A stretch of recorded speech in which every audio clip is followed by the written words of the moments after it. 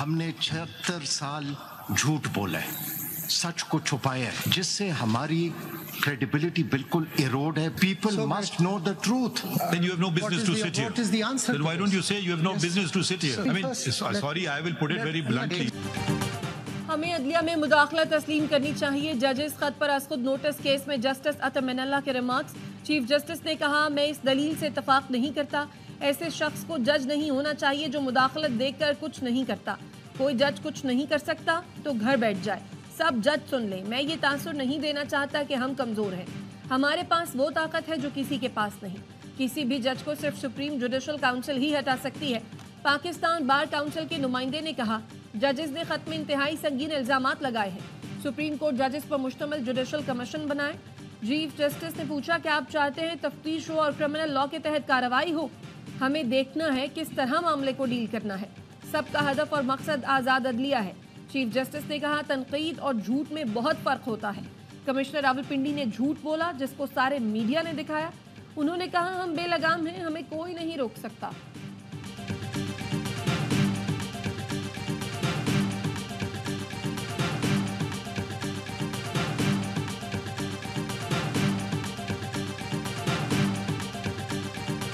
The federal government has to submit its response to the grave status of interference by the executive as highlighted by all the high courts. This is the most serious and grave undermining of the independence of judiciary which cannot be trivialized. The federal government controls the intelligence agencies and it is for the federal government to explain its position before this court. عدلیہ میں سنگین حکومتی مداخلت پر وفاق کو جواب دینا ہے, جیسا کہ ہائی کورٹس کے جواب میں بھی اجاگر کیا گیا. عدلیہ کی آزادی پر سنگین حملوں کو ہلکا نہیں لیا جا سکتا. جسٹس عطا من اللہ کا گزشتہ سماعت کے تحریری حکم نامے میں نوٹ لکھا خفیہ اداروں کو کنٹرول کرنے والی وفاقی حکومت ان واقعات پر اپنی پوزیشن واضح کرے. ان واقعات پر کارروائی حتمی طور پر وفاقی حکومت کی ذمہ داری ہے. ہائی کورٹس نے واضح کر دیا ہے کہ ایسے واقعات اب بھی جاری ہیں. چیف جسٹس نے کہا حکم نامے میں ایجنسیز سے پہلے جواب مانگ لیا گیا ہے. جسٹس عطا من اللہ بولے وہ محض تجاویز پر جواب مانگا گیا ہے.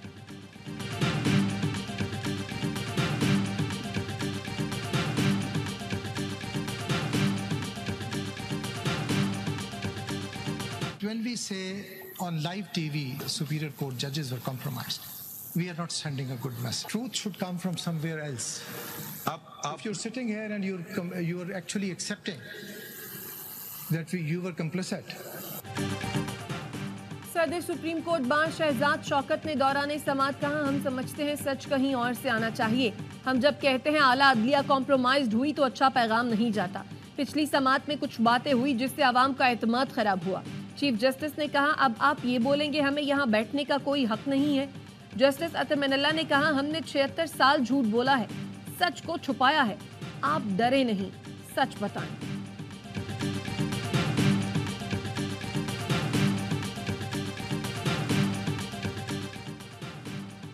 صدر آصف علی زرداری نے جسٹس شوکت عزیز صدیقی کی برطرفی کا حکم واپس لے لیا. وزارت قانون کی جانب سے جسٹس شوکت عزیز صدیقی کی ریٹائرمنٹ کا نوٹیفیکیشن جاری, جس کے مطابق جسٹس شوکت عزیز صدیقی کی برطرفی منسوخ تصور ہوگی.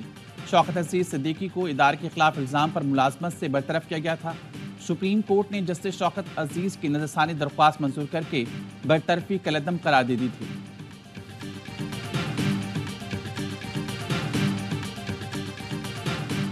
اسرائیل کا جنگ بندی تجاویز پر غور کے اعلان کے باوجود رفح پر حملہ. صہیونی طیاروں کی کارپیٹ بمباری کے نتیجے میں 20 سے زائد فلسطینی شہید. مشرقی رفح میں 10 سے زائد مکان تباہ. اسرائیل نے حماس کی جانب سے جنگ بندی تجاویز پر رضامندی دیے جانے کے چند گھنٹے بعد ہی ہم کوششوں کو ناکام بنا دیا. وسطی غزہ کے البریج مہاجر کیمپ پر بھی اسرائیلی فوج کی گولہ باری. شہداء کی مجموعی تعداد 34,735 ہو گئی, 78 سے زائد زخمی.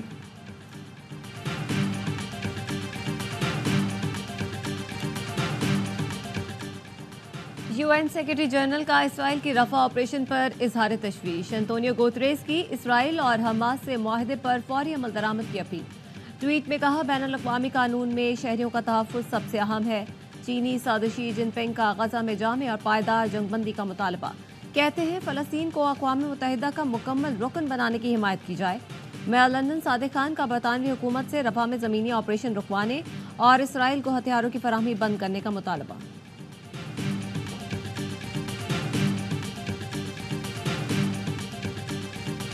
My brother, the Crown Prince Mohammed bin Salman, they are ready to invest in Pakistan, ready to support Pakistan beyond provided. We are ready to accept this challenge. If we don't change, time waits for you.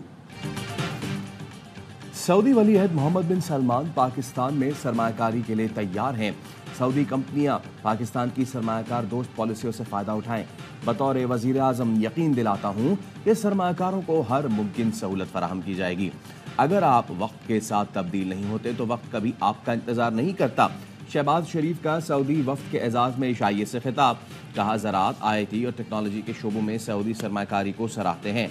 SIFC सरमायाकारी के लिए अहम खिदमात अंजाम दे रही है। वो वक्त करीब है जब हम कंपनियों के सतह पर मुआहदे करेंगे। इशाइये में army chief general Asim Munir, वफाकी वज़रा और पाकिस्तानी बिजनेस कम्युनिटी की भी शिरकत। वज़ीर आज़म शहबाज शरीफ ने सऊदी सरमायाकारों का अरबी में खैर मकदम किया और उनका शुक्रिया अदा किया।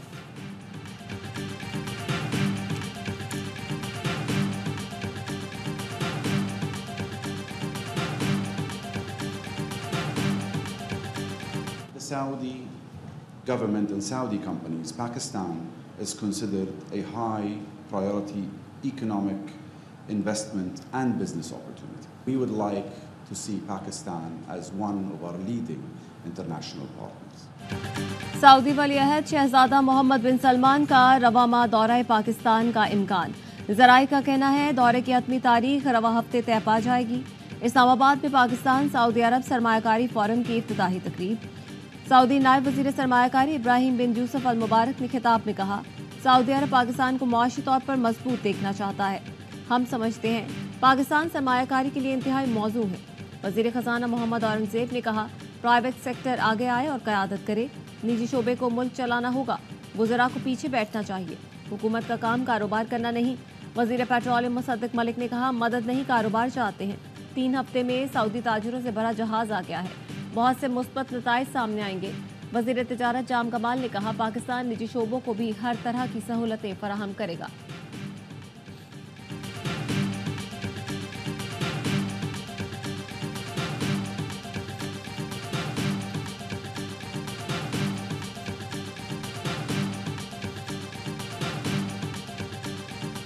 सुप्रीम कोर्ट ने कौमी असम्बली में सुन्नी इत्तेहाद काउंसिल की मखसूस नशिस्तें दीगर जमातों को देने का फैसला मुअत्तल कर दिया। बांटी गई 23 मखसूस नशिस्तों पर आने वाले अरकान ऐवान की कार्रवाई का हिस्सा नहीं बन सकते। जस्टिस मंसूर अली शाह ने रिमार्क्स दिए, किसी की नशिस्तें दूसरी जमात को देना मैंडेट के खिलाफ है। जस्टिस अतहर मिनल्लाह ने कहा, माकूल वजह बताए बगैर नशिस्तें दीगर जमातों में बांटी गईं। क्या एक जमात के मैंडेट को बिल वास्ता नजरअंदाज करना दुरुस्त है? इलेक्शन कमीशन ने मुतज़ाद मौक़िफ़ कैसे कायम किया? मजीद समात 3 जून से रोजाना की बुनियाद पर होगी। मौजूदा बेंच समात करेगा या लार्जर बेंच तश्कील दिया जाएगा। मामला जजेस कमेटी को भिजवा दिया गया। जमहूरी मैंडेट के लिए जरूरी है कि मखसूस नशिस्तें अवामी नुमाइंदगी की अक्कास हों। सबसे अहम तरीन चीज इंतखाबी अमल की साख है ताकि पार्लियामान अवाम की सही मानों में अक्कास हो। सुप्रीम कोर्ट का तहरीरी हुक्मनामा।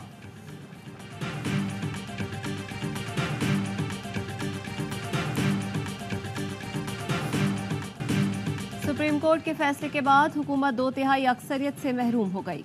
हुकूमत आईनी तरमीम करने जा रही थी। हतमी फैसला भी हमारे हक में आएगा।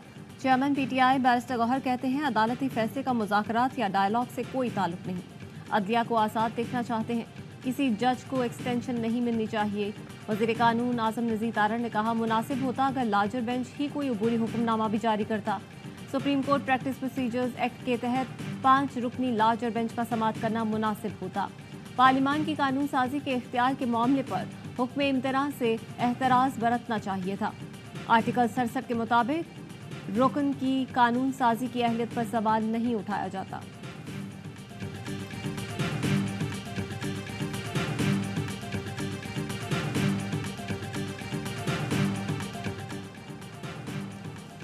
मखसूस नशिस्तों पर सुप्रीम कोर्ट के फैसले ने हुक्मरान इत्तेहाद की 2/3 अक्सरियत खत्म कर दी। سنی اتحاد کونسل کی 22 نشستیں حکمران اتحاد میں تقسیم کی گئی تھیں. مسلم لیگ نون کو 16, پیپلز پارٹی کو 5, متحدہ قومی موومنٹ اور JUI فے کو 1 مزید نشست دی گئی تھی. اسپیکر قومی اسمبلی نے پارلیمانی رہنماؤں کا اجلاس 8 مئی کو طلب کر لیا. بجٹ اجلاس سمیت پہلے پارلیمانی سال کے کیلنڈر کو حتمی شکل دی جائے گی. سپریم کورٹ کے فیصلے کے بعد خیبر پختونخوا اسمبلی کا اجلاس بلانے کی تیاری. صوبائی وزیر قانون آفتاب عالم کہتے ہیں کہ KP اسمبلی کا اجلاس 10 مئی کو طلب کیا جا رہا ہے.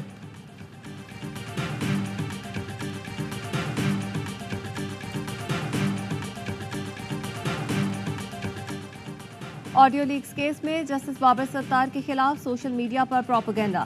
اسلام آباد ہائی کورٹ کا جج مخالف سوشل میڈیا مہم پر توہین عدالت کارروائی کا فیصلہ. ذرائع کا کہنا ہے جسٹس بابر ستار کے خط کو توہین عدالت کیس میں تبدیل کرنے کا فیصلہ کر لیا گیا. جسٹس بابر ستار سے متعلق منفی مہم پر توہین عدالت کی کارروائی ہوگی. توہین عدالت کیس کی سماعت کے لیے آج بینچ تشکیل دیے جانے کا امکان. جسٹس بابر ستار نے سوشل میڈیا مہم پر چیف جسٹس عامر فاروق کو خط لکھا تھا. ماہر قانون شہباز کھوسا نے ہائی کورٹ کا فیصلہ خوشائند قرار دے دیا. کہا پیمرا اور FIA ونگ سے اپلوڈ میٹیریل سے متعلق پوچھا جائے. میٹیریل کہاں سے اپلوڈ ہوا FIA ونگ ٹریس کر سکتا ہے. ججوں کی ذاتی زندگی کے بارے میں پروپیگنڈا کیا گیا جو انتہائی غلط تھا.